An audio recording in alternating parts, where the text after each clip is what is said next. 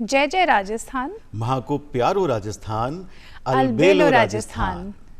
दोस्तों, राजस्थान राज्य हमारी जो सांस्कृतिक लोक संस्कृति है उसके लिए बहुत ज़्यादा प्रसिद्ध है। यहाँ की हमारी धरोहर, हमारी परंपरा और जो प्राकृतिक खूबसूरती है वो देश विदेश में मानी जाती है। और सबसे ज़्यादा खास बात है यहाँ के खान पान में। दोस्तों, यहाँ के व्यंजनों का स्वाद उठाने के लिए दूर दूर से लोग आते हैं। और जब कभी हमें थकावट महसूस हो रही होती है या हमारे शरीर में हमें लग रहा होता है कि आज एनर्जी की कमी है, तो हमारी रसोइयों में से ही हमें कुछ ना कुछ जो उपाय है वो मिल जाते हैं। हमारे मसाले, हमारे काढ़े इतने ज़्यादा हमें लाभदायक होते हैं कि छोटी छोटी बीमारियां तो वहीं से ही सही हो जाती है। ये खासियत है हमारे राजस्थान राज्य की। आपने बिल्कुल सही कहा। और अगर हम बात करें राजस्थान की पृष्ठभूमि में देखें, थोड़ा सा झांक कर देखें, तो इतने अनेक लोक देवी देवताएं हैं जिनके आगे हम अपना मस्तक झुकाते हैं और उनकी जो परंपराएं, जो मान्यताएं हैं वो ऐसी हैं कि अगर हम उनसे मन से प्रार्थना करते हैं, उनकी देहरी पे ढोक लगाते हैं, तो कुछ असाध्य बीमारियों से भी छुटकारा पा जाते हैं। जी बिल्कुल। नमस्कार दोस्तों, मैं हूं बबीता प्रधान। आप सभी का स्वागत करती हूं आप सभी के पसंदीदा कार्यक्रम अलबेलो राजस्थान में। और मैं आप सभी के साथ प्रणय भारद्वाज। मेरी ओर से भी आप सभी का बहुत बहुत अभिनंदन और स्वागत राजस्थान की संस्कृति में रचे बसे इस कार्यक्रम अलबेलो राजस्थान में। तो प्रणय, आज का दिन खास कैसे होने वाला है? आज का दिन खास इस तरह से है बबीता कि अगर हम अपने भारत के पृष्ठभूमि में झांकें तो जाने माने समाज सुधारक और स्वतंत्रता सेनानी गोपाल कृष्ण गोखले जी का जन्मदिवस है, तो हम उन्हें याद करते हैं। और साथ ही हमारे राष्ट्रीय ध्वज के जो निर्माता थे, जिन्होंने हमारा राष्ट्रीय ध्वज डिज़ाइन किया, पिंगली वेंकैया, उनको भी हम याद करते हैं। भले ही वो आज हमारे बीच नहीं है, लेकिन उन्होंने जो हमें राष्ट्रीय ध्वज दिया वो हमारे देश की आन बान और शान है, और हम सभी मिलकर उन्हें सैल्यूट करते हैं। जी हाँ, और आज का जो शो है दोस्तों बड़ा ही स्पेशल होने वाला है। तो प्रणय, क्योंकि हो जाए एक इंट्रोडक्शन, हमारे जो पावड़ा है हमारे साथ में है उनका एक इंट्रोडक्शन हो जाए। बिल्कुल, मेहमान से मुलाकात तो बहुत ज़रूरी है, क्योंकि जो मेहमान हैं उनके पास बातों का बड़ा गूढ़ ख़जाना है, तो उस ख़जाने से हम मिलते हैं। आइए स्वागत करते हैं मिलकर आध्यात्मिक प्रेरक, समाज सेवी और हम सभी के बीच में एक बहुत सारी बातों के ख़जाने के साथ यहाँ पे जो पधारे हैं वो हैं रास बिहारी रुंगटा जी। बहुत बहुत स्वागत रास बिहारी रुंगटा साहब आपका।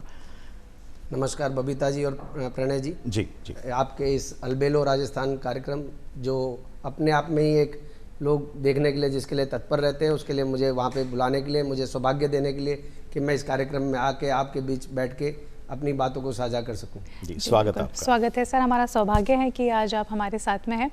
जानना चाहेंगे सर, आप चिकित्सा सेवाओं से काफ़ी समय से जुड़े हुए हैं, तो इस फील्ड में जाने का आपने कैसे तय करा? बचपन में क्या आप कभी किसी को अपना रोल मॉडल मानते थे कि जो आपने इस फील्ड को तय करा यहाँ तक पहुँचने के लिए? मैं इसमें बताना चाहूँगा कि मैं अपना करियर शुरू करता हूँ 1999 में जी। और मेरा हेल्थ केयर में आने का 2011 में होता है।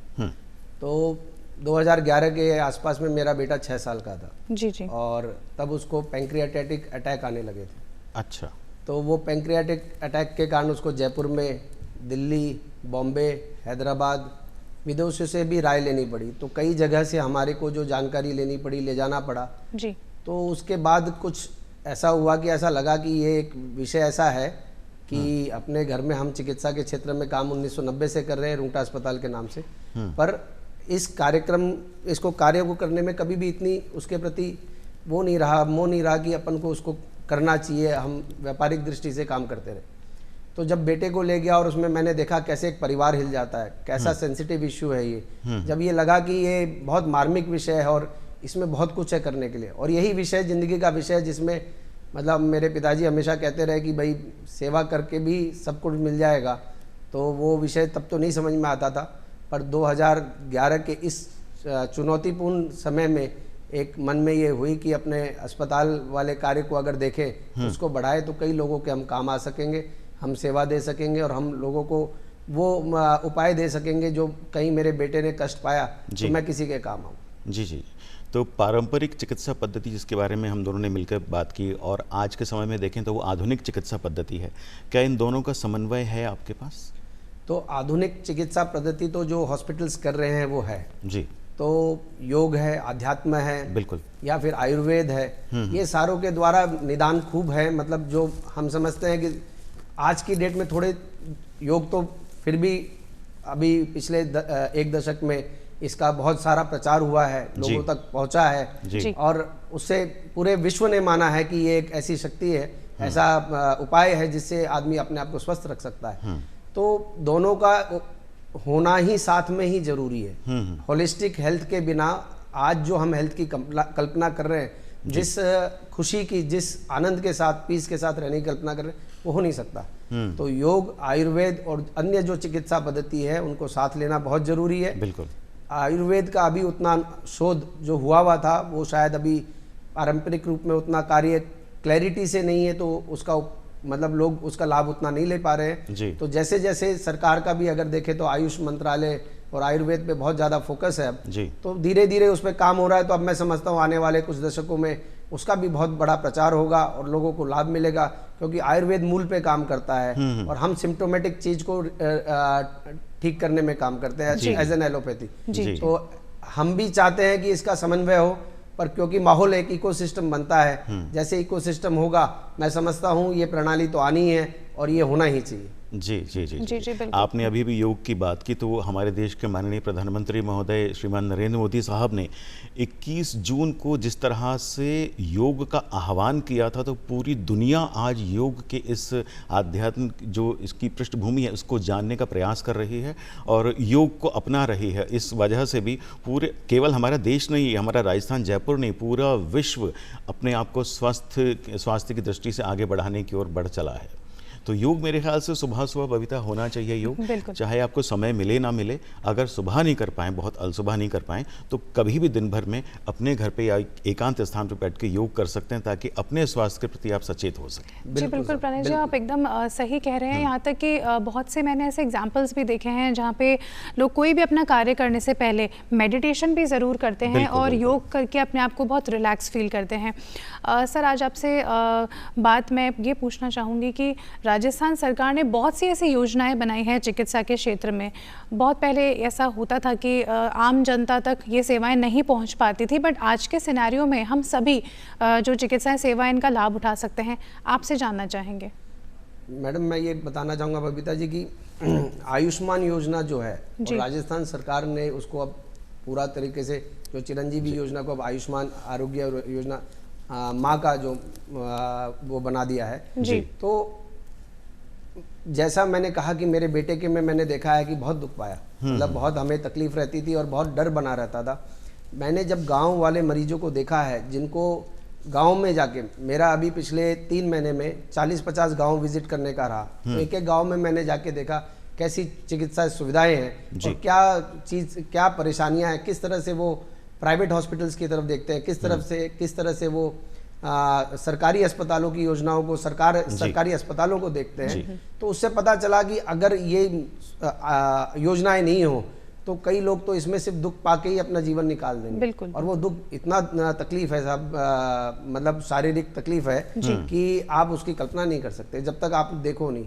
गांव में लोगों के घुटने के जोड़ में दर्द है और वो इस डर से, कई जगह तो ये भ्रामक है कि घुटने का जोड़ का अगर आप ऑपरेशन कर दोगे तो परेशानी हो जाएगी। तो मैं देखता हूं कि लाभ सरकारी योजनाओं से खूब मिला। मतलब मैं आपको बताऊंगा कि पूरे राजस्थान में तो कार्डियक सर्जरीज बहुत होती है, और जैसे हमारे पास 50 कार्डियक सर्जरी महीने की होती है, उसमें 40 आयुष्मान में होती है। तो मैं कह रहा हूँ ये 40 मरीज करीबन गरीबी रेखा से नीचे वाले, तो अगर इनके पास ये योजना नहीं होती तो ये कोई ना कोई कर्ज लेते या कहीं ना कहीं वो दुख पाते। मैं ये बताऊंगा कि सरकारें जो अब संवेदनशील हो गई हेल्थ के प्रति, इससे बड़ा कार्य सरकार नहीं कर सकती थी आयुष्मान योजना के द्वारा या RGHS योजना के द्वारा जो सरकार कर रही है। मैं तो उनके लिए सरकार को धन्यवाद और साधुवाद। उसमें हमारे एज ए प्राइवेट हॉस्पिटल में कुछ तकलीफें आती हैं, पर उतना तो हमें सरकार को धन्यवाद देते हुए कहना चाहिए कि हमारा भी कुछ कर्तव्य है राष्ट्र के प्रति, समाज के प्रति, अपने स्टेट के प्रति, सिटी के प्रति। तो ये तो बहुत बढ़िया कार्य हो। बिल्कुल राजबीर जी, आपने बहुत उत्तम बात कही है। अगर हम स्वास्थ्य को कुछ विभागों में बांट दें तो शारीरिक, मानसिक सामाजिक और आध्यात्मिक, इन चारों विभागों से हमारा स्वास्थ्य पूरा संपूर्ण बन पाता है। आप क्या कहना चाहेंगे, क्योंकि भारत सरकार की बहुत सारी योजनाएं हैं जिनका लाभ आज आमजन उठा रहा है और अपने स्वास्थ्य के प्रति सचेत हो चुका है। मैं इसमें कहना चाहूँगा आपको, क्योंकि आपका सवाल बड़ा अच्छा है और जिस तरह से आपने 4 भाग में उनको बांटा है, जी जी जी, तो ये जो अगर मैं कहूँ स्वच्छता अभियान है या आपने सामाजिक स्वास्थ्य को ध्यान में रखा है। जी जी जी, ये अगर आप योग दिवस को देखो तो आपने आध्यात्मिक स्वास्थ्य को ठीक किया है। बिल्कुल। चिकित्सा स्वास्थ्य जो हम कर रहे हैं, आयुष विभाग जो प्रिवेंटिव हेल्थ को भी लेके चल रहा है, तो मैं समझ रहा हूँ इस पे कार्य हो रहा है, पर क्योंकि बदलाव आने में समय लगता है, पर काम इतना हो रहा है कि मैं आने वाले समय में देख रहा हूँ स्वस्थ भारत होगा, जागरूक भारत होगा और कर्तव्यनिष्ठ भारत होगा, एनर्जीपूर्ण भारत होगा। जी बिल्कुल। आज हम लोग बात कर रहे हैं, जब आध्यात्म की बात है ये प्रणय, तो मैं आपसे जानना चाहूँगी कि आध्यात्म से आप जुड़े भी हैं और आध्यात्म का मीनिंग बड़ा ही यूनिवर्सल है, हम हमारी डे टू डे एक्टिविटीज़ में भी उनको देख सकते हैं, तो क्या कहना चाहेंगे सर?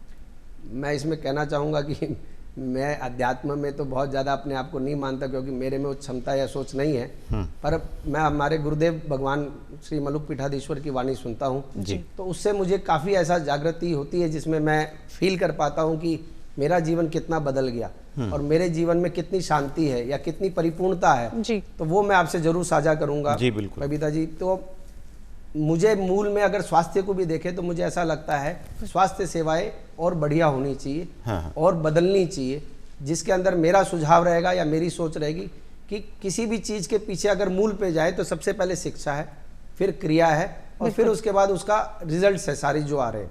तो हमारी शिक्षा प्रणाली जो अगर देखी जाए तो मूल में ऐसे ही हुआ करती थी, जितना मैं समझ पाया हूँ कि 4 भाग में थी, जिसके 4 पायदान थे, 4 स्तंभ थे, धर्म, अर्थ और काम और मोक्ष। बिल्कुल।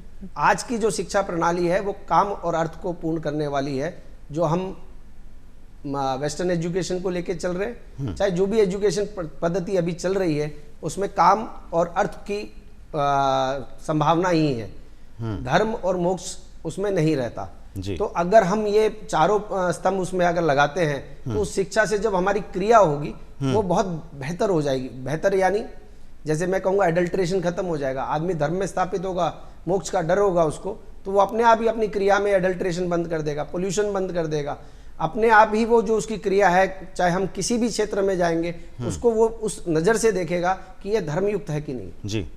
जैसे मैं आपसे एक सवाल पूछना चाहूँगा प्रणय जी और बबीता जी, इसी चीज़ को और विस्तार करने के लिए, आपकी नज़र में धर्म क्या है? देखिए, धर्म का तात्पर्य है धारण करने योग्य, जो धारण करने योग्य है वही धर्म है। क्या बात बोली आपने जी प्रणय जी, मतलब मेरी उम्मीद से भी आपने बहुत ही आगे की अच्छी बात बताई। तो मैं यही समझता हूँ कि इसमें धर्म जब मेरे मन में आता है तो मुझे अपने आप से पूछता हूँ धर्म क्या है, तो मुझे लगता है धर्म वो है जो आदमी को दिशा देता है, धर्म है जो आदमी को बताता कि उसको करना क्या चाहिए, क्या नहीं करना चाहिए। बिल्कुल। जब हम बोलते हैं धर्म युद्ध हुआ तो इसका मतलब है कोई धर्म की प्रति के लिए खड़ा था, कोई अधर्म के लिए काम कर रहा था, तो उस धर्म की जीत हुई, तो धर्म के लिए ही काम करना चाहिए। मेरा अगला एक जानकारी और आपसे लेना चाहूंगा कि सूरज का क्या धर्म है? सूरज का धर्म है संसार को प्रकाशित करते रहना, ऊर्जा देना, गर्मी ताप, सुबह उगना शाम को ढल जाना। जल का क्या धर्म है?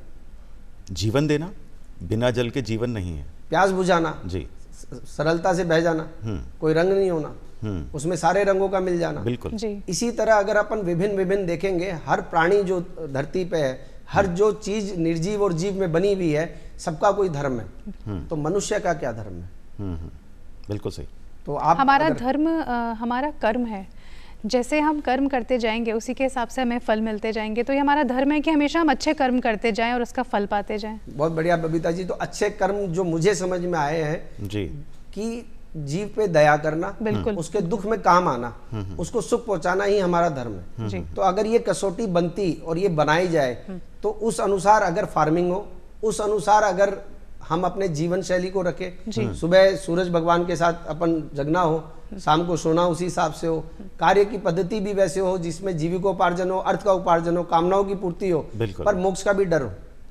मेरा अभी एक जाना हुआ कॉलेज में और संबोधित करना हुआ 200 बच्चों को, मैंने उनको पूछा मोक्ष क्या है, तो मुझे बड़े विभिन्न उसके वो जवाब मिले जिसमें विचित्र भी थे जी। कि, और मुझे ऐसा लगा कि आज की डेट में हम बहुत ज़्यादा खोखले से हो गए, मैं गलत भी हो सकता हूँ। तो मुझे जवाब मिला मृत्यु और भगवान। अच्छा। मोक्ष का अर्थ है मृत्यु जी, मोक्ष का अर्थ है भगवान जी। तो मुझे ऐसा लगा कि ये तो बिल्कुल ही मतलब या तो मतलब बिल्कुल ही यहाँ तो खालीपन है जी। तो मोक्ष मेरी नज़र में जीरो है जी, और भगवान इन्फिनिटी है जी। मतलब ये दोनों ही मोक्ष और इन्फिनिटी का आपस में सब्जेक्ट नहीं, और मृत्यु से तो आदमी नर्क और स्वर्ग जा सकता है तो मतलब पॉजिटिव या नेगेटिव पे जा सकता है, zero, positive, negative and infinity. तो अगर हम मोक्ष को नहीं समझते हैं, हमारे में पाप और पुण्य का डर नहीं है, तो हमारी क्रियाएं वैसी होंगी। हमें हमारा धर्म ही नहीं पता तो हम उसमें स्थापित नहीं होंगे। धर्म एक मर्यादा सिखाता है, धर्म बताता है कि हम अगर धर्म अनुसार चलेंगे तो हमारा समाज कैसा बनेगा, हम में आपस में कितना कॉन्फिडेंस होगा, हमारे में कितनी ऊर्जा होगी। हम जो मतलब ये मेरे मन का सब्जेक्ट है, हम जो विश्वगुरु थे, विश्वगुरु हैं और विश्वगुरु रहेंगे, ये सब्जेक्ट एज इट इज जो बादलों में छिप गया है वो उभर के आ जाएगा, क्योंकि वो कॉन्फिडेंस हमारे समाज में आपस में रहेगा कि मुझे आपसे डर नहीं लगेगा, क्योंकि आप धर्मयुक्त बात करोगे, धर्मयुक्त क्रिया करोगे। हम जब ऊर्जा में आ जाएंगे, हम में जो समझ है वो तो पूरे विश्व ने मान लिया, पूरे विश्व को पता है कि हम सारे देशों में या तो हम प्राइम मिनिस्टर बन गए, सबके सीईओ बन गए, सबके यहाँ संचालन कर रहे हैं, हमें इग्नोर करके कोई नहीं चल सकता। अभी हमारे सैनिकों का जो प्रदर्शन था वो भी सिंदूर में देखने लायक था, तो सैनिकों का धर्म देखिए आप, उन्होंने क्या धर्म निभाया। और जो राष्ट्र के लिए हमारे जो प्रधानमंत्री महोदय हैं नरेंद्र मोदी जी, उन्होंने क्या मतलब स्ट्रॉन्ग स्टैंड लिया इतने सालों बाद, जो हमारे देश के हर नौजवान की, हर व्यक्ति की, हर बुजुर्ग की, हर बच्चे की इच्छा थी कि ये और नहीं सहेंगे, उसको पूरा किया, मान बढ़ाया, और हमारी और कोई भी आंख उठा के नहीं देख सके, इसके लिए आगे के लिए पूरी वो व्यवस्था कर दी है कि आगे कोई हमारी और आंख उठा के नहीं देखेगा। ये गतिविधियां बंद होनी चाहिए, धर्मयुक्त शासन होना चाहिए, धर्मयुक्त प्रजा होनी चाहिए। ये होते ही भारत में जो गुण है वो प्रकाशित होंगे और हम फिर विश्वगुरु देखे जाने लगेंगे। बिल्कुल बिल्कुल। मेरे ख्याल से 2047 तक का जो लक्ष्य है उसके पूर्व ही भारत विश्व गुरु बन चुका होगा। आपकी बातों से रसबिहारी जी एक प्रश्न निकल के आता है, आपने मोक्ष की बात की। हम जब भी किसी से पूछते हैं कि मोक्ष क्या है तो सामने वाले व्यक्ति थोड़ा असमंजस में इसलिए आ जाता है क्योंकि मोक्ष से उसका साक्षात परिचय नहीं हुआ है। मोक्ष मृत्यु के बाद प्राप्त होने वाला एक शब्द है, इसका आभास कैसे हो कि मोक्ष क्या है? कोई व्यक्ति कैसे उत्तर दे कि मोक्ष क्या है? मैंने जो गुरु जी की वाणी से सुना है, देखिए मैं जो भी कह रहा हूँ उसमें कुछ अंश तो वहाँ से, बाकी मेरी नासमझी का होगा। तो मोक्ष आप जो सत्कर्म कर रहे हैं जी, और जो आप अच्छे खराब कर्म कर रहे हैं जी, उनका जीरो होना है एक जगह के। अगर आपके सत्कर्म बचे रह गए तो आपको जन्म लेके भोगना, जो अच्छी व्यवस्था में भोगोगे आप, और अगर आपने बुरे किए तो आप खराब व्यवस्था या रुग्ण व्यवस्था या परेशानी में जीवन को जियोगे। तो आदमी को जब पता लगने लग जाए कि मेरे जो कर्म का किया हुआ का एहसास होने लग जाए कि साहब अब मेरे को लग रहा है कि मेरे अभी तक के कर्म तो कहीं एडजस्ट हो गए होंगे या भगवत कृपा से एडजस्ट हो जाएंगे और आगे नहीं कोई नए कर्म नहीं करे वो, तो मोक्ष की ओर जा रहा है। बाकी ये भी एक दुर्लभ क्रिया ही मानता हूँ मैं, योगियों को प्राप्त हो तो हमें तो बस सोचने और समझने की शक्ति है कि भाई कुछ होता है ऐसा। बिल्कुल। और ये बहुत ही प्रणय यूनिवर्सल टॉपिक है। अगर हम मोक्ष, आध्यात्म इन सभी पे बात करें तो आप आज इस मुकाम पर है, आप चिकित्सा सेवाओं से जुड़े हुए हैं। हम सभी जब कुछ आगे कार्य करते हैं, अपने लक्ष्य तक पहुँचने जाते हैं तो बहुत सी चुनौतियों का हमें सामना करना पड़ता है। आपसे जानना चाहेंगे किन किन चुनौतियों का आपने सामना करा? देखिए मैं कैंडिडली बोलने वाला आदमी हूँ, मुझे आदत है कि मैं अपनी बात को एक्सप्रेस कर देता हूँ। मैं जब 2011 के आसपास चिकित्सा क्षेत्र में आया तो मैं नॉन मेडिकल हूँ, मतलब I am not a medical graduate. तो सबसे पहले तो रेस्पेक्ट कमाना मेडिकल ग्रेजुएट्स के बीच में एक चुनौती है जी, क्योंकि उनको लगता है ये क्या बताएगा, इसको तो खुद ही नहीं आता कुछ भी, अच्छा ये तो इंटरफेयर और करेगा। तो 2-5 साल तो इसी में निकल गए ये समझने में कि भाई ये प्रणाली क्या है, ये इकोसिस्टम क्या है, इसमें कैसे कार्य होता है। डॉक्टर की वो जो मैच्योर्ड सोच है उसके पीछे है कि आप यहाँ से बैठ के तो सोच सकते हो इसने ये गलत कर दिया, पर डॉक्टर अपनी मेडिकल साइंस के प्रति बहुत ज्यादा वो रहते हैं, सिंसियर रहते हैं, और कोई भी कार्य करते हैं वो ये सोच के ही करते हैं कि वो पेशेंट के हित में हो। तो इसमें पहले मुझे सेट होने में मुझे थोड़ा टाइम लगा जी।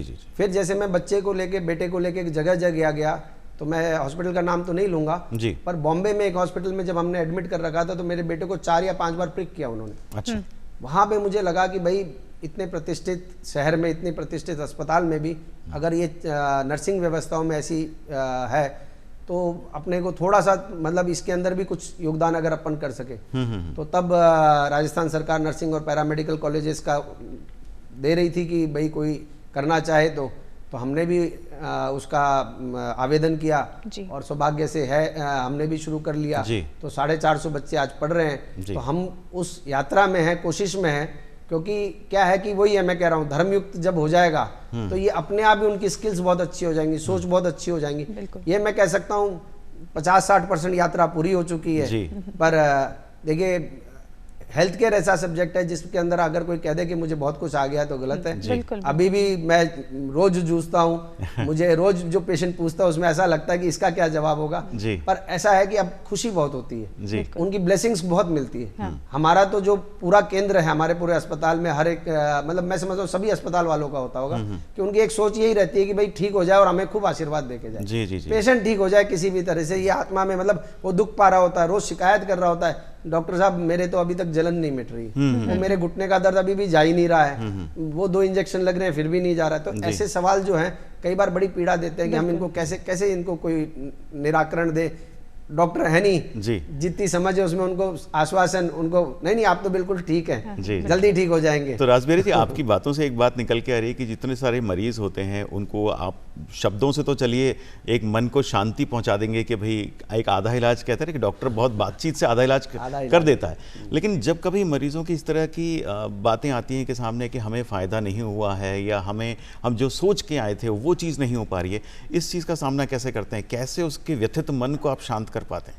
देखिए उसके व्यथित मन को तो वो मतलब हम ये कहेंगे, हम उसको होप दे सकते हैं जो हमने अपने समय के साथ सीखा है, समझा है, इस तरह से मरीज को आश्वासन दे, क्योंकि पूरा अपन ये भी नहीं कह सकते आप ठीक हो जाओगे, क्योंकि उसको वो बात पकड़ ले तो वो उसके लिए भ्रामक हो जाती है और ये कहता है वो कि साहब मुझे तो आश्वासन दे के बोला गया था कि ठीक हो जाओगे। तो हमें बहुत थिन लाइन के बीच में उसको जानकारी भी देनी होती है और उसको ये आश्वासन भी देना होता है कि आप विश्वास रखो। बाकी देखिए मैं सच्ची बात बताऊं, मेरी तो पूर्ण आस्था मतलब धर्म में कह लीजिए, उनके ग्रंथों में कह लीजिए, नासे रोग हरे सब पीड़ा, वो हनुमान जी महाराज करते हैं और उससे मैं मानता हूं कि वो उधर पहुंचते हैं, लोग वहां पे बैठते हैं, अपने अपने धर्म में स्थापित होकर लोग जब अपने भगवान को याद करते हैं तो उनसे उनको बहुत लाभ होता है। जी बिल्कुल एकदम सही कह रहे हैं। और एक डॉक्टर का अपने पेशेंट के प्रति जो नेचर होता है वो हमेशा सॉफ्ट होना चाहिए। उससे आधा जो हमारा पेशेंट है उसकी अपनी सोच वो ऐसी ग्रहण कर लेता है कि हाँ डॉक्टर सर ने बोल दिया ना तो अब मैं ठीक हो जाऊंगा, फिर वो एक तरफ मेडिसिन पर भी रिलाय नहीं रहता। ये चीज़ आपने बहुत ही एकदम सही बताई है।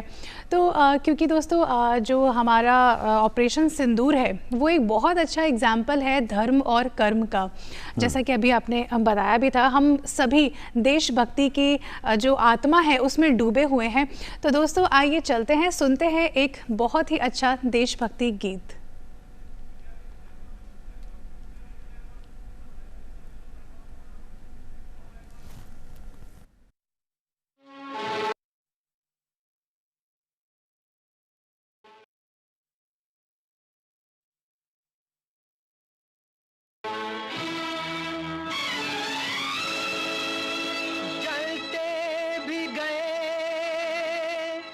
कहते भी गए आजादी के परवाने,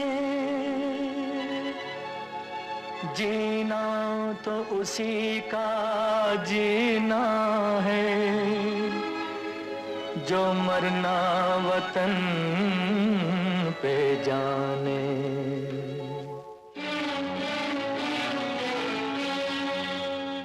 ऐ वतन हमको तेरी कसम, तेरी राहों में जहाँ तक लुटा जाएंगे।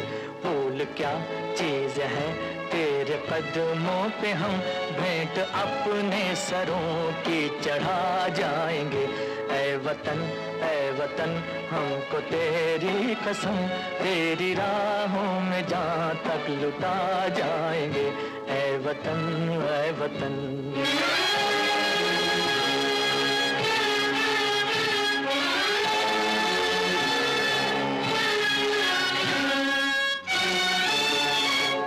चुके हैं सितम हम बहुत गैर के, अब करेंगे हर एक वार का सामना। सह चुके हैं सितम हम बहुत गैर के, अब करेंगे हर एक वार का सामना। झुक सकेगा न अब सरफरोशों का सर, चाहे हो खूनी तलवार का सामना, चाहे हो खूनी तलवार का सामना। सर पे बांधे कफन हम तो हंसते हुए, मौत को भी गले से लगा जाएंगे। ऐ वतन ऐ वतन।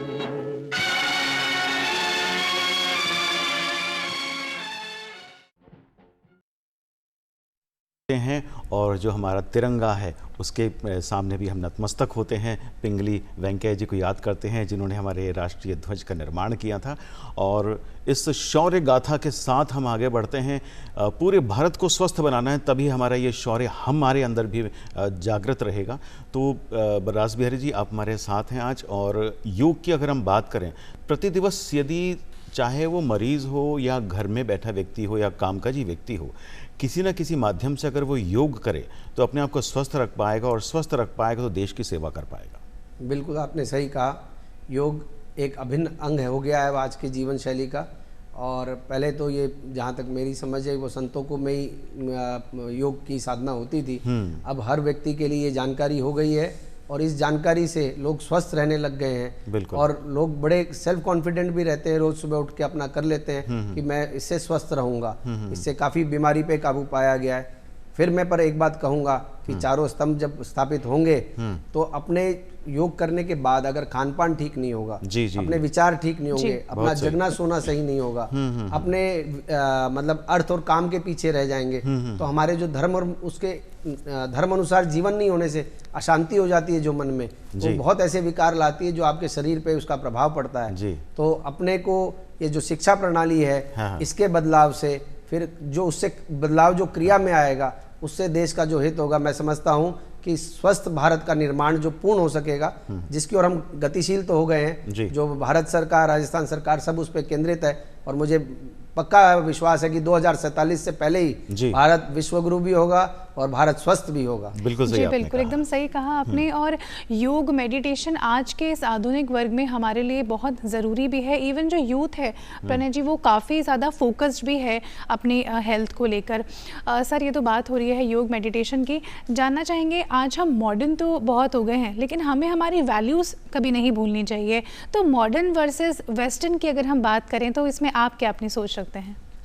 मेरी जितनी जानकारी मैं समझ पाया, भारत हमेशा से मॉडर्न था, आधुनिक चीजों के बारे में सोचने वाला देश था। मॉडर्न का अर्थ है आज से आगे 50 साल सोचना, 20 साल सोचना, वो मॉडर्न होते हैं। तो भारत को अगर देखा जाए, विश्व को अगर देखा जाए, भारत का अगर देखा जाए तो हम 70% जीडीपी हमारी थी। हम धर्म में स्थापित थे, 70% जीडीपी हमारी थी। हम मॉडर्न थे, हमारे पास पुष्पक विमान था, हमारे पास वो टेक्नोलॉजीज थी।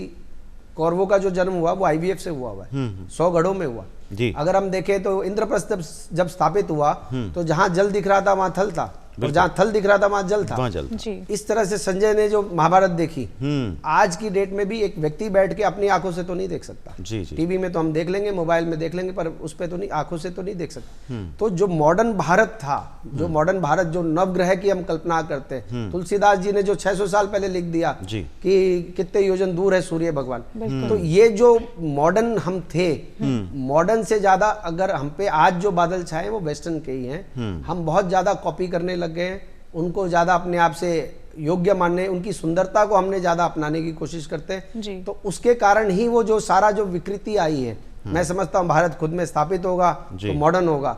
मॉडर्न हमारे बीज में है, मॉडर्न हम हैं, हमारे ज्ञान में है, हमारे तप में है, हमारे वैराग्य में, हमारे संतों में, हमारी भूमि में, हमारे हर कण में है। तो मैं समझता हूँ मॉडर्न तो हम थे, बस ये हमारे पर जो आवरण आ गया, बादल छा गए, ये हटते ही हम वापस मॉडर्न देखेंगे आपको। मेरे ख्याल से पाश्चात्य के आवरण को हटा देना चाहिए, क्योंकि कहते हैं कि पश्चिम की ओर रुख मत करो, पश्चिम में तो सूर्य भी अस्त हो जाता है।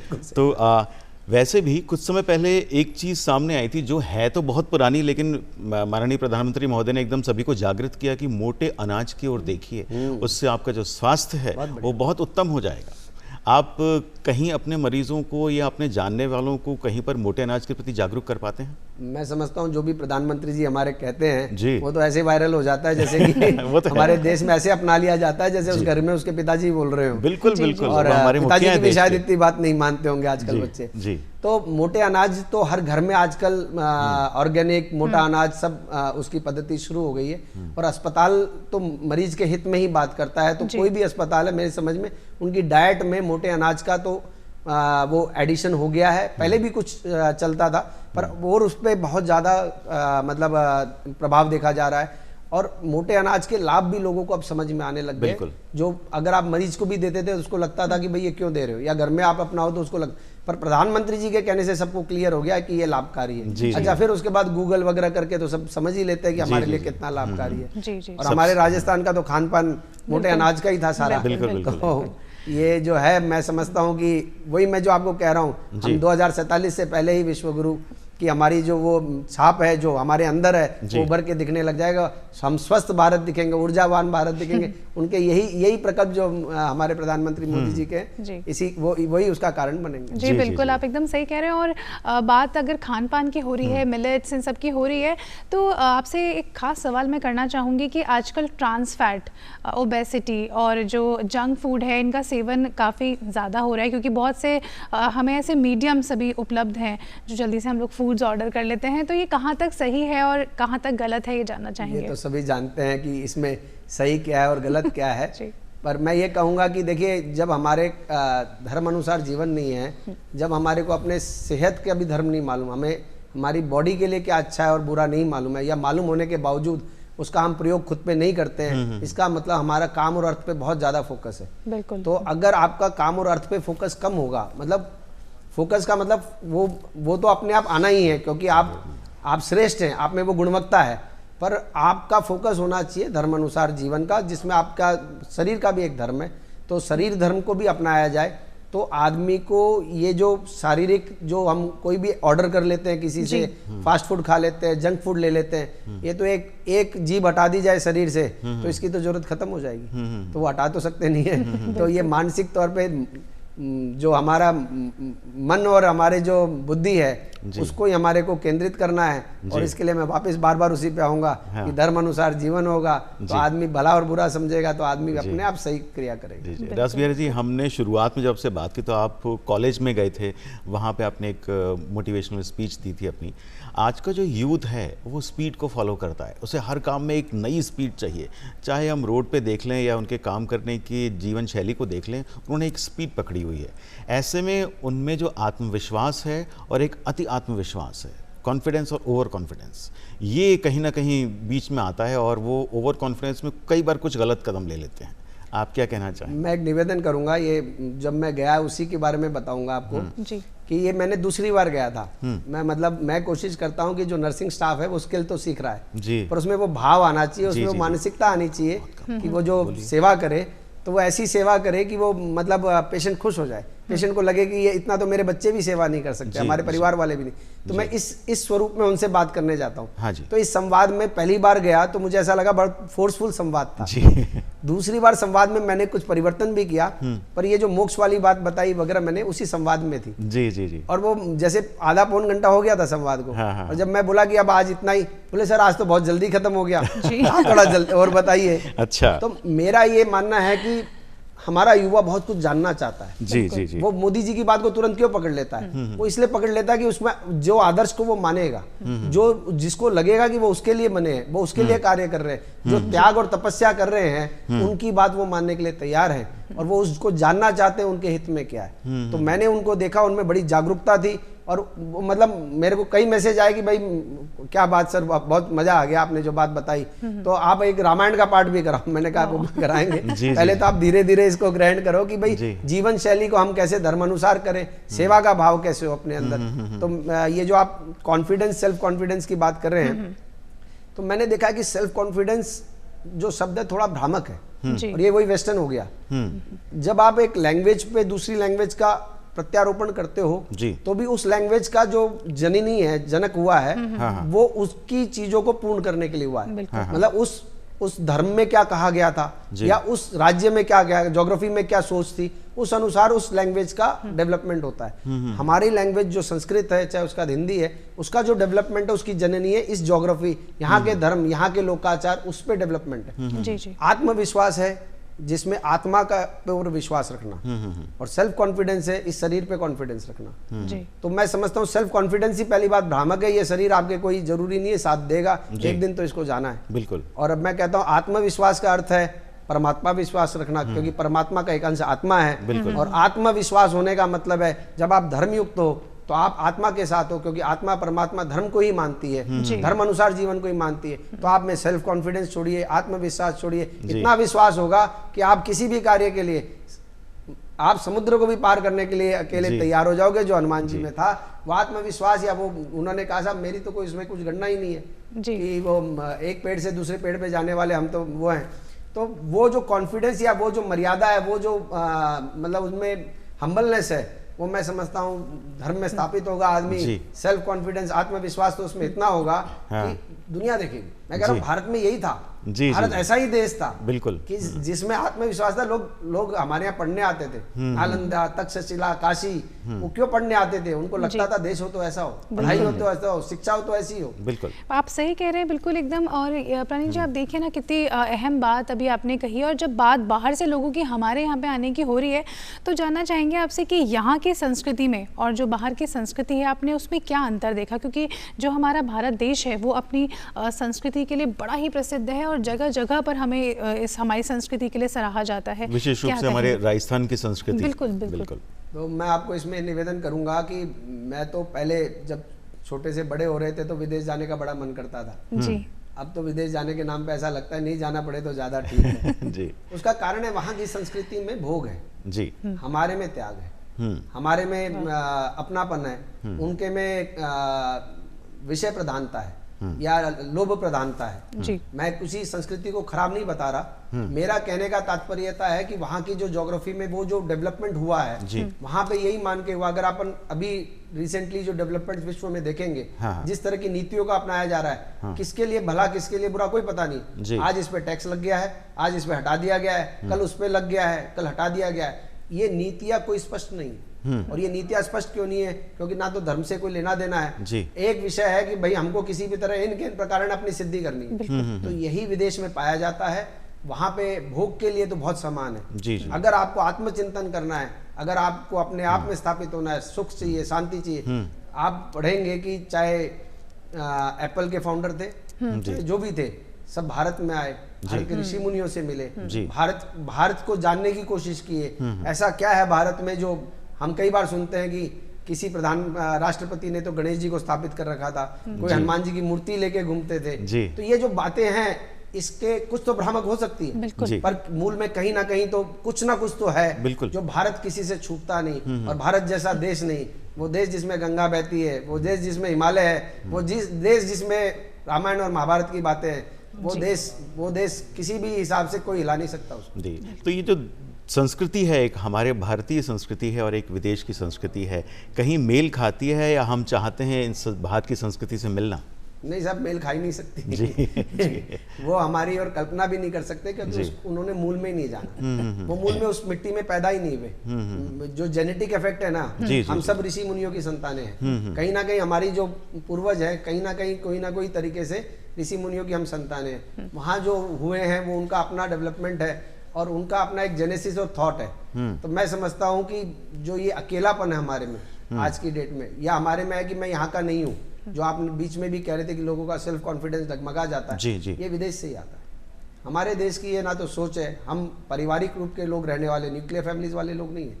हमें मजा आता है साथ रहने में, हमें एक दूसरे की मदद करने में मजा आता है, हमें एक दूसरे के साथ त्याग करने में मजा आता है। हमें ऐसा लगता है कि हमारा भी कुछ विशिष्टता है, हम भी कुछ हैं जी। हमारे पास इतने पैसे होने से हम कुछ है ऐसा नहीं है, हम किसी के कुछ काम आ सके, किसी को कुछ त्याग कर पाए, वो हमारे लिए सबसे प्रधानता रहती है। जी बिल्कुल।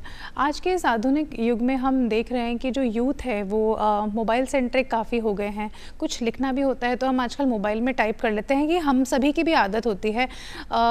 इन सब चीज़ों से अगर यूथ दूर जाए, अपने आप को कुछ आउटडोर गेम्स में इन्वॉल्व करे, योगा मेडिटेशन में इन्वॉल्व करे, तो उसका शारीरिक विकास भी होगा, भौतिक विकास भी होगा।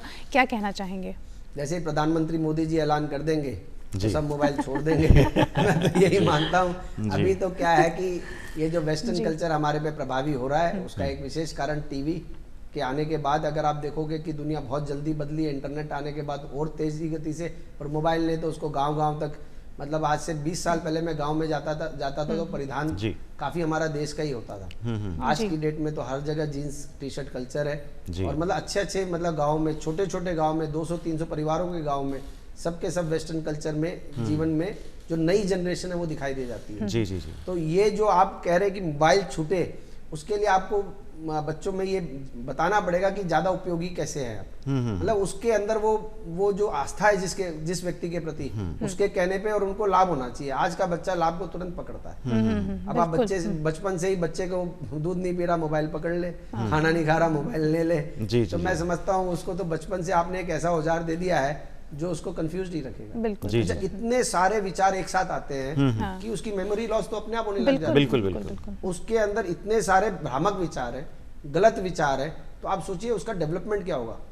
आप पुराने जमाने में अगर देखेंगे तो हमारा जो हम बड़े होते थे, तो हम पैदा होते थे, उसके बाद अपने परिवार के बीच में रहते थे, कुछ हम स्कूल में जाते थे, तो वहां से इकोसिस्टम से हम कुछ सीखते थे, कुछ हमारे दोस्त होते थे, कुछ हमारा एक्सटेंडेड फैमिली, इससे ज्यादा हमारा एक्सपोजर नहीं होता था। तो इस इकोसिस्टम में हमारे जो संस्कार थे वो सुरक्षित रहते थे। जी जी जी। आज की डेट में बीज रूप में तो सुरक्षित है, बाकी तो प्रकट रूप में तो सब कुछ जो मोबाइल से प्रभावित हो गया है। तो ये मोबाइल रेस्ट्रिक्ट करने से तो कोई नहीं रुकेगा जी। आपको प्रभावशाली तरीके से बताना पड़ेगा कि बाकी चीजें उसके कैसे उपयोगी है, और आज का बच्चा, आज की युवा तुरंत उसको अपना लेंगे। मैं तो यही माताओं से कहूंगा कि जैसे पहले की माताएं दुख पाती थी 10 बच्चों में 6 बच्चों को बड़े करने में, आप भी पालो, मोबाइल देके बच्चों को मत बड़ा कर। जी, बहुत अच्छी आपने बात की रास बिहारी जी। वैसे हमारे देश के मुखिया के मुखर, माफी तो चाहूंगा वैसे बात के लिए। हमारे देश के मुखिया के मुखर स्वर में एक बात तो कही गई है कि मोबाइल की उपयोगिता बताई गई है, उसमें कैद होने के लिए उन्होंने बिल्कुल नहीं कहा। लेकिन रास बिहारी जी, एक बात तो है कि आज का जो आधुनिक जीवन है, जिस तरह से हम भाग रहे हैं, उसमें हमारी जो एक गहन सोच थी, हम किसी भी मुद्दे पर जब गहन सोच रखते थे, उसमें बहुत कमी आ गई है। तो वही वाली बात जो आप मोबाइल के बारे में कह रहे थे, मैं एक ऐड करूंगा, सब किसी भी चीज का हमेशा सिर्फ खराब नहीं होता जी, दोनों पक्ष जरूर होते हैं। जितना मोबाइल का प्रचलन हुआ है जी, तो मैं ये समझता हूँ कि आने वाले समय में जब अच्छी बात आएगी, उतनी स्पीड से युवा पकड़ने वाला है, क्योंकि हर एक आदमी के मोबाइल है, वरना एक आदमी व्यक्ति तक बात को पहुंचाना भी बड़ा मुश्किल होता है। तो मैं समझता हूं कि भारत बदलने वाला है, भारत में वो परिवर्तन आएगा जो उसके अंदर कंफ्यूजन है, या वो मेडिटेटिवली या कंसंट्रेटिंगली काम नहीं कर पाता है, तो वो मैं समझता हूँ आज भी डॉक्टर बन रहे, आज भी IITians बन रहे, प्रतिस्पर्धा पहले से बढ़ रही है, कुछ लोग तो कर रहे हैं, जिनकी इच्छा शक्ति है, जिनका फोकस है, वो तो कर रहे हैं जी। बाकी जो थोड़ा सा लकीर से हटे हुए हैं, वो सब मैं कहता हूं कि जैसे ही उनकी आस्था जिस व्यक्ति में है, जैसे मैं समझता हूं, मैं वेट ही कर रहा हूं प्रधानमंत्री मोदी जी के बोलने का कि साहब ये आपको ये करना है, खेल कूद करके फोटो डालनी है, ये करके ये करना है, वो जिस तरीके से करते हैं वो तो हम सोच भी नहीं पाते, बताते हैं बात को, पर वो होते ही मैं समझता हूँ ये परिवर्तन आएगा, भारत देश इसमें जागरूक होगा और सब चीजें परिवर्तित होने वाली है, बस समय का इंतजार है उसमें। तो रास बिहारी जी, जैसे शुरुआत हुई थी, आपने कहा कि आपके बेटे का स्वास्थ्य ठीक नहीं था, एक दुख की घड़ी थी वो, उसने आपको प्रेरित किया चिकित्सकीय सेवाओं में लोगों की सेवा भाव के लिए। आज का समय कैसा है, परिवार कितना सपोर्ट करता है, या परिवार की तरफ से क्या संबल मिलता है आपको? मैं थोड़ा सा जो बताऊंगा हो सकता है अतिशयोक्ति में चला जाए, पर मैं इसका गर्व करता हूँ, और मुझ में आभास होता है तो मेरे को रोमांच होता है इस बात का। मेरे माता पिताजी बरसाना रहते हैं, 15 साल पहले शिफ्ट हो गए थे। मैं और मेरे बड़े भैया हैं, दोनों बड़े भैया दूसरे व्यापार देखते हैं, और मैं अस्पताल चिकित्सा सेवा का काम देखता हूँ जी। और हमारे घर में हर एक को जरूरी है कि जाके 1 घंटे चाहे अस्पताल सेवा देनी जरूरी है। तो मेरी भाभी सुबह राउंड लेती है, मेरे भैया आके 2 काम वो देखते हैं। मेरा बेटा अभी 18 साल का हुआ है, वो 1 साल से अस्पताल देखने लग गया, वो पूरा, क्योंकि उसके अंदर वो विषय मेरे से ज्यादा है, उसने जो भोगा है उसके बाद से उसमें वो विषय और ज्यादा है कि साहब लोगों के बहुत तकलीफ होती है, इसमें मुझे कुछ करना चाहिए। वो है, तो मेरी बेटी है, वो पढ़ रही है अभी, तो भैया की बेटी है, वो भी अभी अस्पताल का कुछ काम देख रही है। तो ये पूरा जो मेरी वाइफ है वो अस्पताल आके पेशेंटों से मिलती है, तो ये पूरा परिवार का जो अभी ताना बाना है, पिताजी का कहना है कि हम बाहर जाके सेवा करते हैं या कोई धर्म का काम करना चाहते हैं, तुम्हारे तो घर में ही लोग आके लेना चाह रहे हैं, इसको छोड़ के कहाँ जाओगे। तो आज जो परिवार का मैं कहूँगा कि सपोर्ट आप कहेंगे, रैदर मैं कहूँगा इतना ज़्यादा सपोर्ट है जी। और मानसिक तौर पे हमारे को इतना बल है कि मैं आपको उसका वर्णन नहीं कर सकता। एक छोटी सी बात और बताऊंगा कि अस्पताल में अलग जगह जगह ये लिखा हुआ है कि अगर बिना किसी आशा के, मतलब भगवान मरीज स्वरूप सेवा लेने आए हैं, बिना किसी आशा के अगर सेवा करी जाए तो उसी एक कार्य से ही आपको भगवत प्राप्ति हो जाएगी। तो ये हमारे गुरुदेव भगवान की वाणी से उन्होंने अस्पताल में कहा था कभी, तो उसको हमने अलग अलग जगह लिखाया है। तो इसको हम लोग केंद्रित करके काम करने की कोशिश, और मैं समझता हूँ सारे अस्पताल करते होंगे, मैं कोई विषय उसके लिए नहीं बताना चाह रहा। मेरा ये कहना है कि कल जो मैंने 3-4 दिन पहले जो मैंने कॉलेज में कहा, उनको मैंने बताया कि हमारे यहाँ एक स्टाफ है, हाँ। उसको हमारे गुरुदेव भगवान ने के इंजेक्शन लगने थे सुबह शाम जी। तो उन्होंने बोला कोई स्टाफ भेज दो जो लोग जाए। तो हमने कहा यार ये ब्राह्मण देवता भी है, तिलक भी लगाता है, इसी को भेज देते हैं, गुरुजी भी खुश रहेंगे। अब वो 2 दिन तो वो उनके साथ आश्रम में चला गया, फिर वो उनको ले गए वहाँ पे उत्तरकाशी उनका आश्रम है, तो वहाँ की वो कंटिन्यूड मेडिकेशन थी, वहाँ चले गए उनके साथ में। वहाँ से उन्होंने उनको गंगोत्री भेज दिया संगतों के साथ। मैंने यार ये तो बहुत जलन हो रही है, इतना तो ठीक नहीं है, हम तो यार तरस रहे कार्य में ही लगे हुए हैं, इसको तो सब वैसे ही मिल गया। तो मैंने कहा कि एक कार्य से आपको भगवत प्राप्ति कैसे हो गई आप। अच्छा, मैंने उनको एक एग्जाम्पल और दिया कि ऐसी कई स्टोरीज अगर आप गूगल भी करेंगे तो व्यक्ति सेवा दे रहा है, एक बुजुर्ग फैमिली आती है, उनकी सेवा करते करते उनको बहुत अटैचमेंट हो जाता है कि ये बहुत अच्छी सेवा करती है जी। फिर उसको वो अपने घर बुला लेते हैं कि भाई तुम ही आके यहाँ पे सेवा दिया करो। यहाँ से वो शिफ्ट हो जाते हैं यूके, वहाँ पे उसको शिफ्ट करवा के ले जाते हैं, बहुत अच्छी सैलरी, और 5-7 साल बाद जब उनका देहांत होता है जी, तब वो उसके अपने विल में भी उनके नाम में कुछ लिख जाते हैं जी जी जी। तो मैंने कहा ये जो भगवान की प्राप्ति हो जाएगी अर्थ है जो आपकी कामना है वो पूर्ण हो जाएगी, सिर्फ एक इसी भाव से, ये सोच के अगर काम होने लग जाएगा, जो कुछ कुछ तो करते ही हैं वो, तो मैं समझता हूँ भगवत प्राप्ति भी हो जाएगी और सेवा का काम भी पूर्ण हो जाएगा। जी बिल्कुल। रासबिहारी जी, इतनी सारी व्यस्तता के बीच में कभी तो थोड़ा समय मिलता होगा, खाली समय में क्या करना पसंद करते हैं? खाली समय में और काम करना पसंद करते हैं। देखिए जो नारायण मूर्ति जी ने कहा वो विवादास्पद हो सकता है, पर जो अपने कर्म में स्थापित है, जहाँ सेवा भी है और कार्य भी है, लोगों के काम आना है, तो मैं समझता हूँ वो अपने आप में ही मतलब बहुत आनंद का काम है। जीवन इसी तरह आनंद में व्यतीत होता रहे, खाली समय नहीं मिले और मिले तो वापस इसी में लग जाए। जी जी, यही कामना है कि यही करते रहे। जी जी जी, बहुत उत्तम वार्तालाप रहा आपसे, बहुत सारी उत्तम बातें आपसे हमने साझा की। बातचीत के दौरान आपने कहा था हम उस देश के वासी हैं जिस देश में गंगा बहती है, तो ऐसा ही गीत सुनेंगे थोड़ी देर में। और आप यहाँ पे अलबेला राजस्थान में आए, इतनी सारगर्भित अपने बातें बताई, उसके लिए आपका बहुत बहुत आभार, बहुत बहुत धन्यवाद। मेरे को बुला के या सम्मान देने का, मेरी बातें सुनने के लिए आप लोगों का, बबीता जी और प्रणय जी, आप दोनों का बहुत बहुत आभार, दूरदर्शन का आभार जी।